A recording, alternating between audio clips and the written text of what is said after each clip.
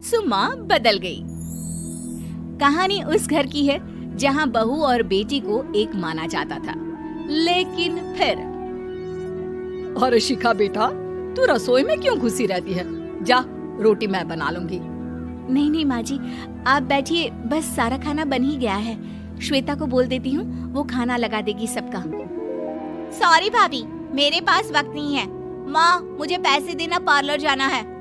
हाँ, चली जाना, भाभी को भी ले जाना।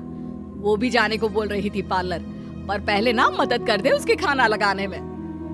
देख माँ, वो बहू है, उसे बहू रहने देना, इतना सर पर मत चढ़ा भाभी को। श्वेता, ज्यादा मत बोला कर। बहू और बेटी में कोई फर्क नहीं होता है। जा जाकर काम कर।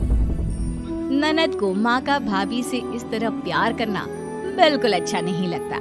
वो बार बार किसी न किसी तरह माँ को भाभी के खिलाफ भड़काती रहती, लेकिन कोई फायदा ना होता। एक रोज, अरे बेटे किशन, जा बहू को कहीं घुमा कर ला, सारा दिन घर में काम करती रहती है। हाँ माँ, हम लोग जा रहे हैं ना गोवा। अच्छा जी, भाभी ने तो हमें बताया भी नहीं। वैसे तो सारी पंचायत करती है, ये गोवा वाली बात क्यों छुपा गई हमसे? अरे क्योंकि उसे खुद नहीं पता था बहन। मुझे टिकट सस्ती मिल रही थी तो मैंने बुक कर दिया। हाँ शिखा, पैकिंग कर ले, संडे हम जा रहे हैं गोवा। दोपहर में शिखा पैकिंग कर रही थी कि सास आ जाती है। ये क्या बहू, साड़ियाँ? अरे गोवा जा रही है घूमने या फिर शादी में मायके हैं? माँ जी, ऐसा कुछ है ही नहीं, समझ में नहीं आ रहा क्या रखूं कपड़े में। अरे तेरी और श्वेता की साइज तो एक ही है, उसके कुछ मॉडर्न कपड़े ले ले, आकर लौटा देना। हाँ माँ जी, ये ठीक रहेगा। शिखा श्वेता के पास जाती है और उससे कपड़े मांगती है। ना जी ना, मैं अपने कपड़े ना दूं, वैसे भी फैल जाएंगे मेरे कपड़े, बहुत महंगे वाले हैं। शिखा मुंह लटकाकर कमरे में आ जाती है तो सास कहती है, चल तैयार हो जा, तुझे मैं शॉपिंग करा कर लाती हूँ गोवा की।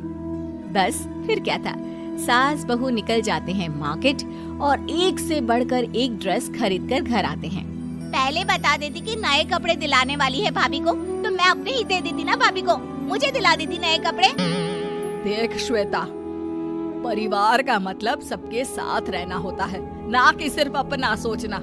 वैसे भी तुझे अच्छे संस्कार सीखने चाहिए। और रही बात कपड़ों की, तो शिखा, आज से घर पर भी तू मॉडर्न कपड़े ही पहनेगी। कोई जरूरत नहीं है ये साड़ी वाड़ी लपेटने की। अब क्या था, घर पर श्वेता और शिखा एक जैसे रहते।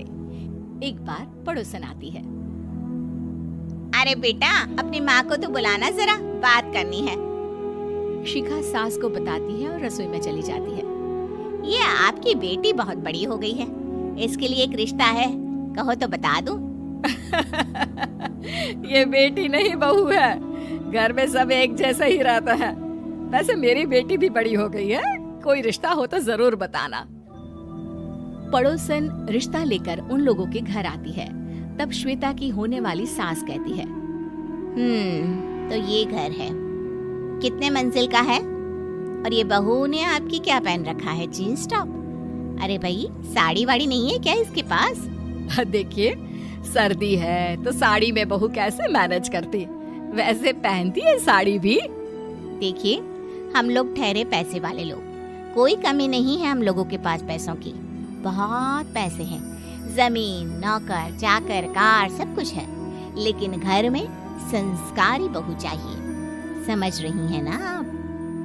सास कुछ कहती कि श्वेता बोल पड़ती है, हाय रे, नौकर चाकर से लेकर जमीन, कार, पैसा, हाँ, मुझे रिश्ता मंजूर है मुझे। अरे रुक जा श्वेता, मैं बात कर रही हूँ ना। देखिए, हम लोगों के घर इतनी आजादी नहीं मिलेगी। अरे हाँ कर देना माँ, हाँ कर दे जल्दी से।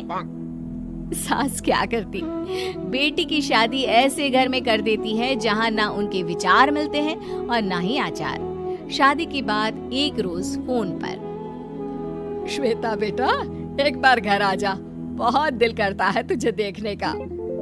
माँ, वो घर पर बहुत काम होता है, कैसे आऊँ? बड़ा घर है, लेकिन आने जाने वालों की लाइन ही लगी रहती है। बेटा मैं तो जानती थी उस घर का हाल, लेकिन तू ही नहीं मान रही थी। माँ देख, हर घर का यही हाल है। तेरी बेटी को यहाँ घूंघट हटाने की परमिशन नहीं है और एक तरफ भाभी स्कर्ट पहनकर घूम रही है। बेटा मुझे क्या पता था कि मेरी बेटी को ससुराल के नाम पर पिंजरा मिल जाएगा। अच्छा माँ, फोन रखती हूँ, सास को गर्मा गर्म रोटी खिलानी है।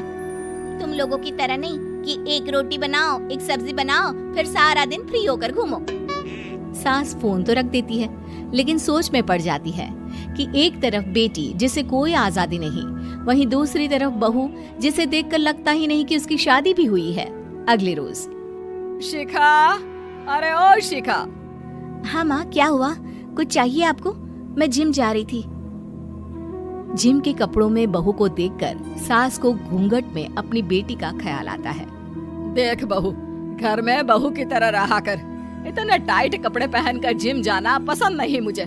जा जाकर रोटी बना। रोटी? माँ अभी तो शाम की 6 बजे हैं, इस वक्त रोटी? अब क्या मेरे खाने पीने पर भी पहरा है?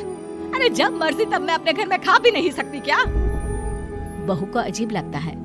वो समझ नहीं पाती कि जो सास कल तक इतनी सपोर्टिव थी, उन्हें अचानक से क्या हो गया। वो किचन में जाती है, गरम रोटी के साथ 2 तरह की सब्जी, रायता, सलाद सब लेकर सास के पास आती है। माँ जी, खाना। इतना सारा खाना? राक्षस समझा है क्या मुझे? रोटी मांगी थी मैंने गर्मा गर्म बस। पर माँ जी, रोटी खाती किससे आप? सब्जी तो बनानी थी ना। अरे भूख मर गई मेरी तेरी बहस से। जा जाकर काम कर, अंदर पूरी रसोई साफ कर। बहू अंदर चली जाती है। थोड़ी देर में श्वेता घर आती है। अरे शिखा, जल्दी से चाय ला, पकवान बना, मेरी बेटी आई है। अरे नहीं नहीं माँ, ड्राइवर बाहर खड़ा है। मैं तो घर का कोई सामान खरीदने के बहाने यहाँ आ गई हूँ, मुझे जाना होगा। अरे बेटा, पर कितने दिनों बाद देख रही हूँ तुझे, रहने आ जाना 2-4 दिन के लिए। आ जाऊंगी माँ, जब मेरी सास मरेगी तब। मैं तो रोज मन्नत मानती हूँ कि मेरी सास मर जाए तो अच्छा है। अच्छा चल, जा रही हूँ माँ। हे भगवान, कैसे कैसे दिन देखने पड़ रहे हैं मेरी बेटी को। सास अंदर जाती है, जहाँ श्वेता की जिम वाली सहेली का फोन आया होता है। क्या बात है, आज जिम नहीं आई? अरे पता नहीं यार, आज माँ को क्या हो गया अचानक। पर खैर कोई नहीं, लगता नहीं कि मैं अब जिम आ पाऊंगी।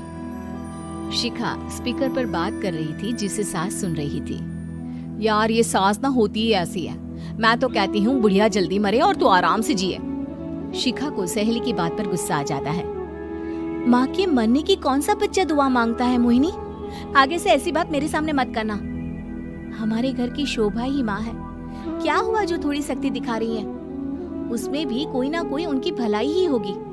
मैं तो कहती हूँ भगवान मेरे जैसी सास सबको दे, जो सिर्फ माँ की तरह है। सास वाली तो कोई बात ही नहीं है उनमें। सास ये बात सुन रही थी। उनकी आंख में आंसू आ जाते हैं कि क्यों वो बेटी की किस्मत में बहू को भी भागीदार बना रही थी। शिखा, अरे ओ शिखा, क्या हो गया? जिम नहीं जाना क्या?